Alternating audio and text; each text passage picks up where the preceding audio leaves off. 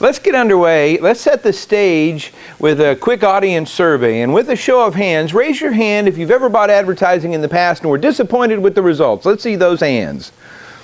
Okay, now raise your hand if you've ever felt like all the claims by different media were confusing. Everybody's number one and we're the best place to be. Raise your hands if you just don't like spending your money on advertising. Let me see those hands. You see, the reason I bring that up here at the beginning is because we recognize you don't need any more places to advertise.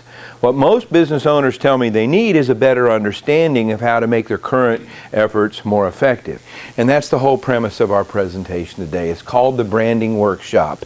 And we're going to cover a lot of territory, 6 major areas of focus today to help you stay up to date with everything we're covering. We've got a couple of pieces of paper on the table in front of you to help you along. Now, the first one is a questionnaire. We're asking you to share some information with us so that we might write a radio script about your business. Now, this will become more obvious as to why in the presentation, but we would like to get some information about your business that might lead us to creating a brand for your business. And words are very important, and if you'll help us with that, we'll return the favor. There's no charge, there's no obligation to do that whatsoever. Now, the other piece of paper on the table in front of you is a follow-along sheet, a note-taking page.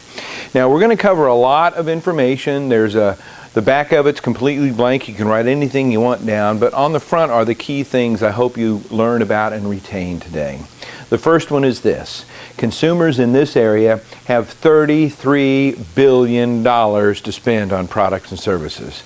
Now, I travel all over the country, and I'm here to tell you that's a remarkably large number for an area like the Lehigh Valley. And that's only consumer spending. That doesn't include government spending or business spending.